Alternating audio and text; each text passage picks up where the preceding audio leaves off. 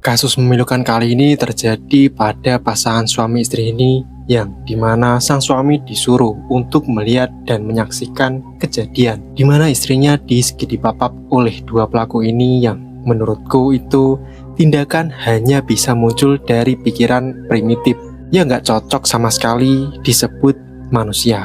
Tapi sebelum lanjut ke ceritanya, mohon klik subscribe terlebih dahulu dan jika sudah, beginilah kasusnya.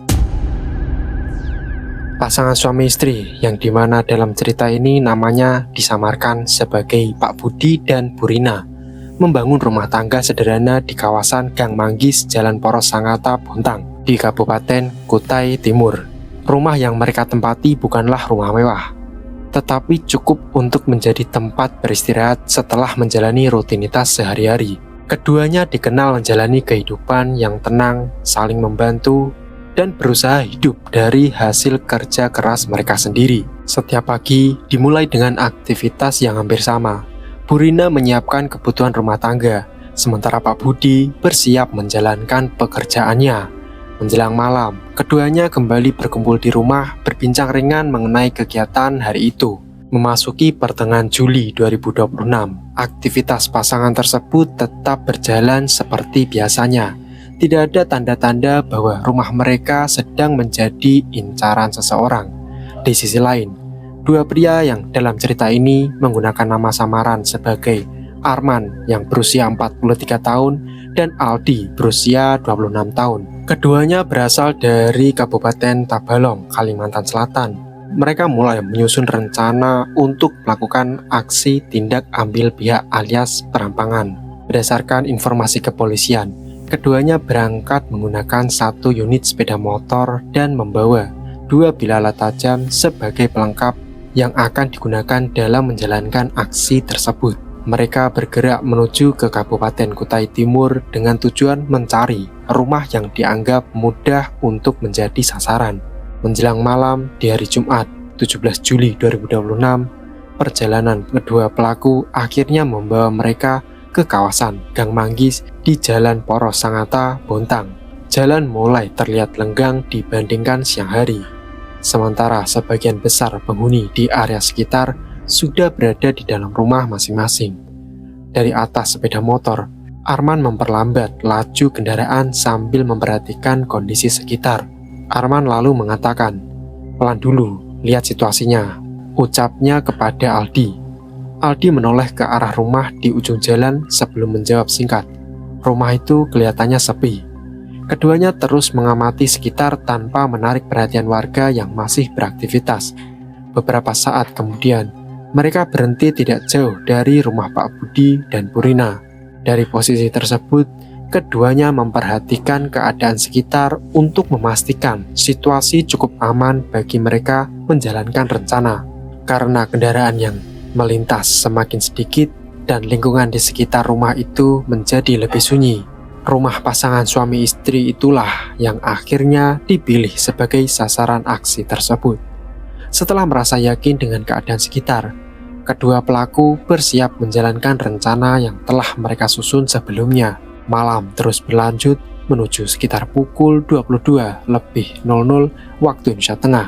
Tanpa disadari oleh penghuni rumah yaitu Pak Budi dan Bu Rina, bahwa beberapa meter dari tempat mereka beristirahat, dua orang telah selesai melakukan pengentaian dan bersiap memulai aksinya.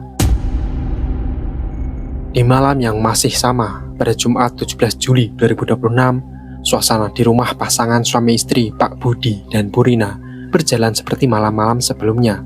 Setelah menyelesaikan aktivitas harian, keduanya berada di dalam rumah untuk beristirahat. Sementara di luar rumah, dua pelaku menjalankan rencana mereka tanpa memberikan kesempatan kepada penghuni rumah untuk bereaksi. Keduanya mendorong masuk pintu utama hingga terbuka paksa dan langsung memasuki bagian dalam rumah. Kejadian berlangsung sangat cepat sehingga pasangan tersebut tidak sempat menyelamatkan diri. Melihat ada orang asing masuk secara paksa, Pak Budi berusaha melindungi istrinya dan menghadang kedua pelaku. Namun, setelah satu pelaku segera mengayunkan sesuatu untuk melumpuhkan perlawanannya dengan menggunakan aljam, dalam hitungan detik, Pak Budi mengalami beberapa bekas panjang akibat tindakan tersebut. "Jangan melawan," bentak salah seorang pelaku. Meski mengalami luka, Pak Budi masih berusaha bergerak, tetapi pelaku lain segera menahan tubuhnya agar tidak dapat memberikan perlawanan maupun menolong istrinya dengan menggunakan tali. Kondisinya yang terluka dan terikat membuatnya tidak memiliki ruang untuk bergerak. Setelah memastikan Pak Budi tidak dapat melawan, pelaku kemudian melakukan tindak pidana tak senonoh terhadap Bu Rina secara bergantian. Mereka berdua mencicipi apem secara bergantian, gigit demi gigit dilakukan oleh mereka. Selama peristiwa itu berlangsung, Pak Budi diamanatkan untuk menyaksikan tanpa mampu memberikan pertolongan karena kondisinya sudah tidak memungkinkan untuk bergerak. Setelah kedua pelaku senang dengan kejadian tersebut, keduanya mulai menggeledah setiap sudut ruangan. Lemari pakaian dibuka satu persatu, laci diperiksa, dan barang-barang yang dianggap memiliki nilai langsung dimasukkan ke dalam tas yang mereka bawa. Beberapa unit HP, perhiasan emas, uang tunai, dan tas milik korban, hingga pakaian ikut dibawa keluar dari rumah.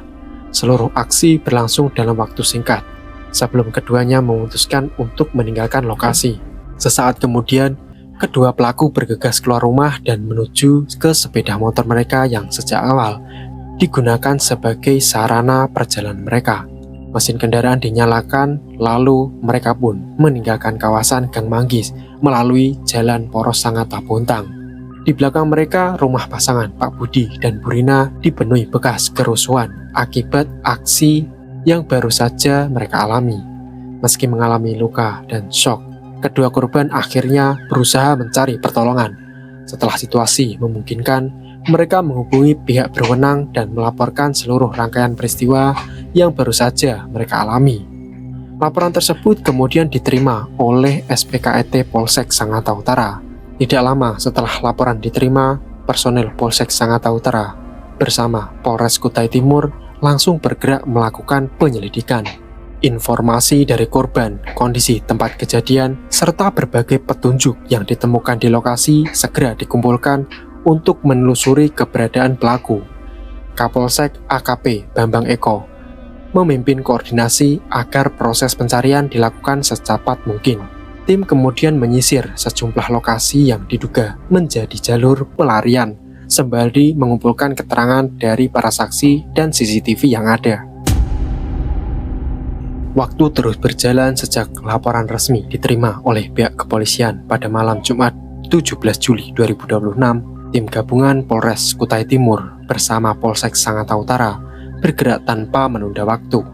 Setiap petunjuk yang ditemukan yang diperoleh dari lokasi kejadian segera dianalisis untuk mempersempit ruang gerak para pelaku. Kurang dari 24 jam setelah aksi tersebut terjadi, tepatnya pada Sabtu 18 Juli 2026, upaya itu membuahkan hasil. Dua pria yaitu Arman dan Aldi berhasil diamankan oleh petugas. Saat penangkapan berlangsung, keduanya tidak lagi memiliki banyak ruang untuk menghindar. Polisi kemudian mengamankan berbagai barang yang diduga berkaitan dengan tindak pidana tersebut, mulai dari 1 unit sepeda motor, 2 aljam, telepon genggam, perhiasan emas, uang tunai, tas, hingga pakaian yang diduga merupakan milik korban. Seluruh barang bukti langsung didata dan dibawa untuk kepentingan penyelidikan. Keesokan harinya, tepatnya pada Minggu 19 Juli 2026, Kapolsek Sangatta Utara, AKP Bambang Eko, memberikan keterangan resmi kepada publik mengenai perkembangan penanganan perkara tersebut. Dalam penjelasannya, ia menegaskan bahwa proses penyelidikan akan dilakukan secara profesional, transparan, dan sesuai ketentuan hukum yang berlaku. Ia juga memastikan bahwa hak-hak korban akan tetap menjadi perhatian selama seluruh proses berjalan. Dalam rekonstruksi percakapan untuk kepentingan narasi dokumenter, setelah diamankan, kedua terduga pelaku dibawa ke Polsek Sangatta Utara untuk menjalani pemeriksaan lebih lanjut. Penyidik melanjutkan proses dengan memeriksa para saksi, mendokumentasikan barang bukti, serta mendalami seluruh rangkaian kejadian agar setiap unsur perkara dapat dibuktikan sesuai prosedur hukum.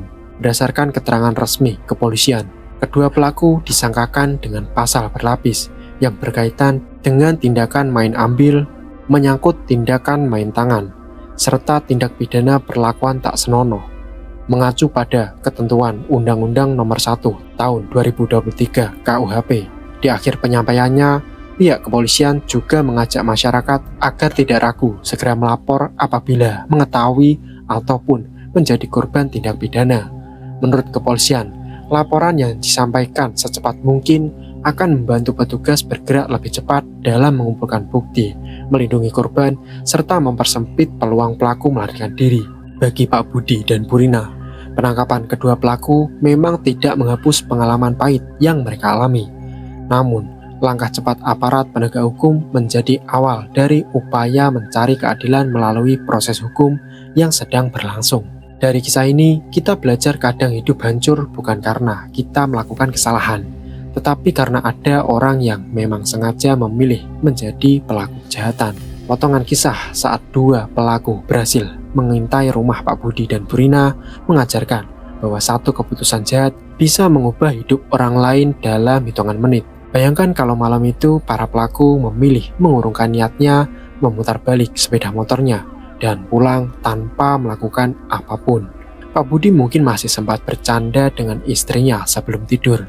Bu Rina masih bisa menjalani hari esok seperti biasa, dan dua pelaku itu juga tidak perlu menghabiskan hidup mereka menghadapi proses hukum. Itulah mengapa setiap pilihan selalu punya konsekuensi. Suatu keputusan buruk memang bisa menghancurkan banyak kehidupan, tapi satu keputusan untuk berhenti sebelum bertindak juga bisa menyelamatkan semua orang. Dan dari kasus ini, saya jadi teringat ucapan tukang parkir bahwa kadang keberanian terbesar bukan saat nekat melakukan sesuatu, melainkan saat memilih berkata, "Sudah, kita pulang saja," atau mengurungkan niat saja, karena sudah tidak masuk akal. Jika kalian menyukai penyampaian di channel ini, mohon klik subscribe-nya, dan saya Ananta mewakili seluruh anggota yang bertugas mengucapkan sampai jumpa di kasus selanjutnya. Terima kasih.